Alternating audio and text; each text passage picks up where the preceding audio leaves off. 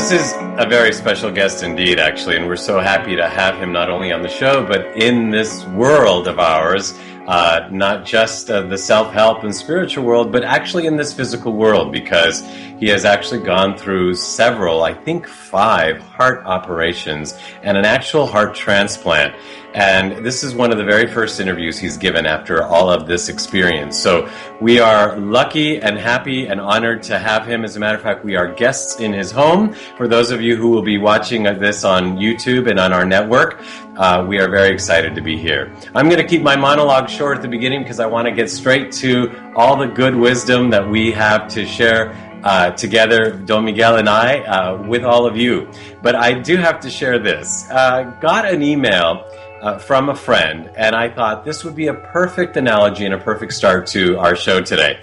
Now, I don't know if this story actually happened or if it actually happened to Amish people, but for those of you who don't know, the Amish, I've never met Amish people, but supposedly my understanding is that they live in a part of the world where they keep to themselves and they don't use any of the modern conveniences. They do things traditionally without electricity or anything like that, using horses and all that to cultivate their own food and grow their own food and harvest that and the animals and all of that. And they still sew with their hands, and they make things with their hands, and they all help each other. It's a really interesting culture that I'd like to learn more about, and one of these days go out. But the reason I bring that up is because I got this story. Now, because they don't use modern conveniences, they also don't venture into the quote-unquote modern world, and so they don't know about much of what's going on in our world. So here's an example of a story, whether it happened or not. It really illustrates a really good point that I'm sure Don Miguel will want to chime in afterwards. It says a 15-year-old Amish boy and his father were in a mall. They were amazed by almost everything they saw, but especially 2 shiny silver walls that could move apart and then slide back together again. The boy asked the father, "Father, what is this?" And the father, never having seen an elevator, responded, "Son, I have never seen anything like this in my life. I don't know what it is." While the boy and his father were watching with amazement, an older woman in a wheelchair moved up close to the walls and pressed a button. The walls opened, and the lady rolled between them into a small room. The walls closed, and the boy and his father watched the small numbers above the walls light up sequentially. They continued to watch until it reached the last number, and then the numbers began to light in the reverse order. Finally, the walls opened up again, and a gorgeous 24-year-old blonde stepped out. The father, not taking his eyes off the young woman, said quietly to his son, "Go get your mother." So, of course, what's happening here is all they know, these Amish people supposedly, is that an older woman walks in, or not walks in, actually rolls in her wheelchair, comes out a beautiful, gorgeous 24-year-old blonde, which is a great thing to have happen, I'm sure, if in any event. I think we get the picture. And what I got from that story was how many things, how many elevators in our life do we not know exist? And how many things do we not understand that when we put this in, this comes out, and we don't know what happened in between? How many things are there that we look at or that we experience or that we say or people that we meet that have an elevator type experience within them and we have no idea?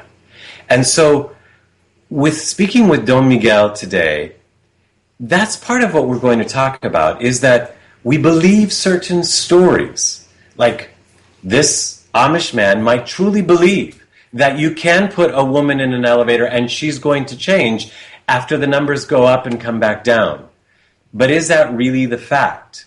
And how many relationships do we ruin or have, or how many job experiences or how many life experiences do we have or ruin because we don't understand what's truly happening and we believe a story?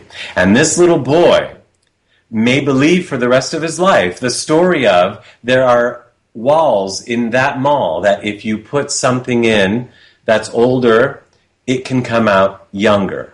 And he may believe that the rest of his life based on what his father said out of ignorance. This is really exciting because I was just going over the bio for our guest, and it says that he started in humble beginnings.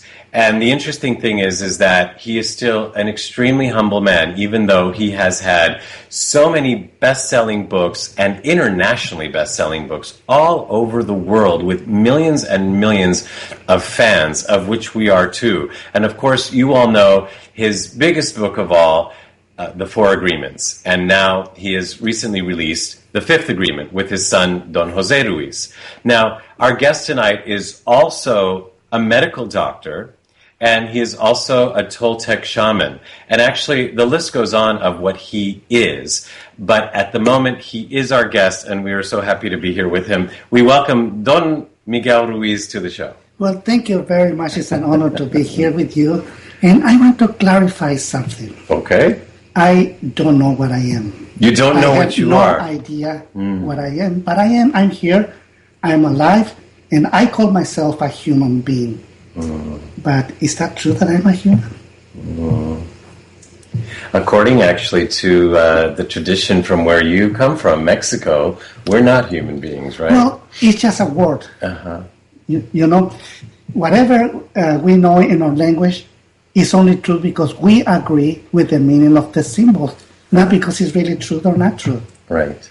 Then the truth is that I have no idea what I am, but I know that I am. And I can justify my existence so easily. I can say, well, I'm a human being, I'm a male human being, I'm a medical doctor, I'm an author, I'm a shaman, I'm whatever. But I'm just justifying. The truth is that I have no idea what I am. Like, I can be sure that you have no idea what you are either. But you know you have a name because your parents give you a name. Right. And everybody identify you by that name. Right. But the truth is that you really don't know what you are. Right. It's like a dog or a cat.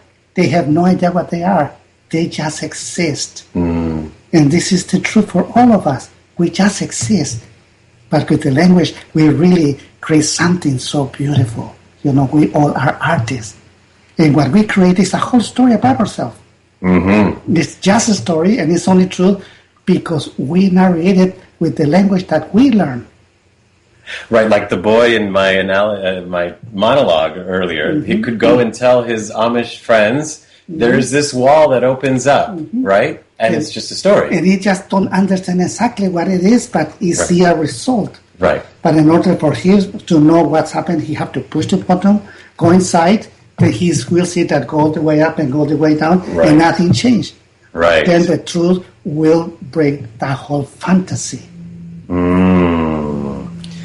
Fantasy, breaking the whole fantasy. You know, how perfect that you said that, because one of the fantasies that you bring up in the Fifth Agreement is Santa Claus.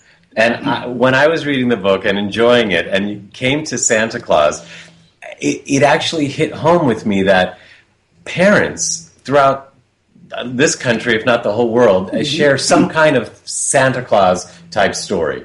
And then the interesting thing is that here are these people that we trust and we believe, and then one day they tell us it wasn't true. All these years, they've been lying to us. Talk about in the Four Agreements, you know, it says be impeccable with your word, and they lied. Well, it's not about to judge anybody, really. No, I want to judge. It's just a fact the way everything's happened. Right. You know, I use the analogy of Santa Claus to let everybody know what is the human education. We can say the human domestication is by punishment and reward. Then in the story of Santa Claus, they say, well, Santa Claus knows everything you do. Right.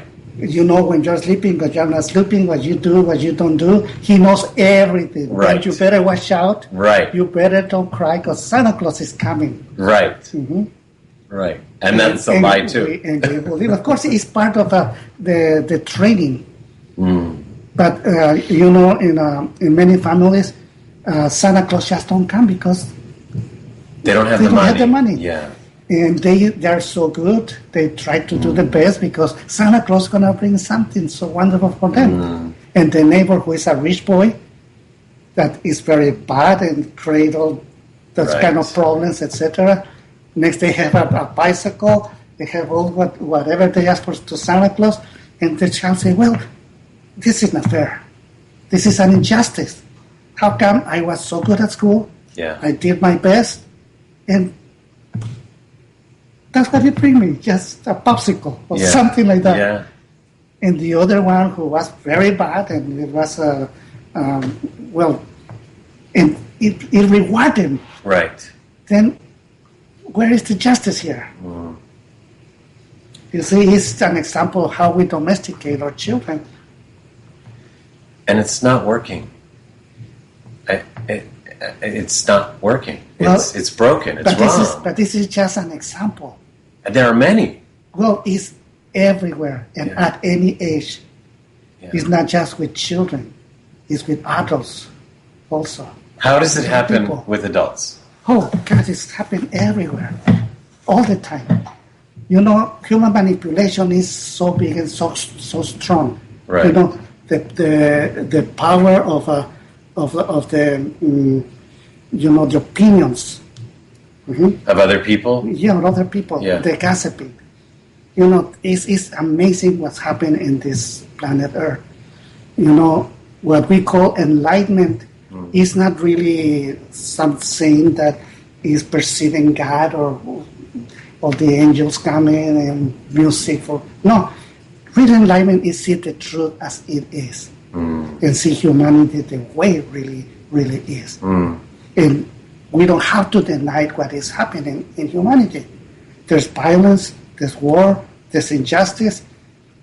All that exists. We don't need to present our own image or perceive what we just want to perceive and deny what we don't want to perceive. You know, enlightenment is just see the truth face to face and not being affected by that truth. Not being affected by the truth. Which means you don't need to judge, to have any opinion. Just accept the reality as it is. And if you can change something, good, go ahead and do it. But you need to be wise to see what can you change and what you cannot change. But what is important is for you to be happy, to enjoy life. Because it's the world that you create and it's where you are living. It's your own dream that is only true for you but for nobody else. And everybody else do exactly the same thing. They create their own reality, they live in their world, and they're the center of their own universe. And every single human creates his own universe. You know, it's interesting that to be happy, we have to go into enlightenment, from what you're saying, and then within enlightenment, we understand that people are creating this, that we're all creating this. So you don't judge. But yet, in that space, if you could see that people are creating things that are hurting them, and now you can see it.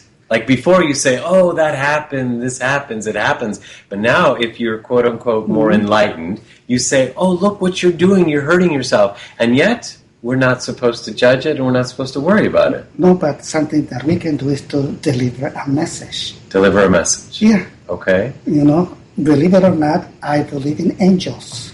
Okay. The word angel means messenger. It has nothing to do with religion. We humans, we all are messengers. Since we are children, we receive messages and we deliver messages. We are in constant communication all the time, receiving and giving. To each other, person to person. Yeah, we all are messengers. Then we don't need to believe in angels, extraterrestrials, whatever. But when you see a paint of an angel, you see those beautiful wings. Right. Well, it's just a symbol, the wings. Okay. And it's the symbol of the imagination. Like Einstein say, imagination is much more powerful than knowledge. And the imagination is our wings. With our imagination, everything is possible. We can fly. We can fly. Yes, everything is possible with our imagination.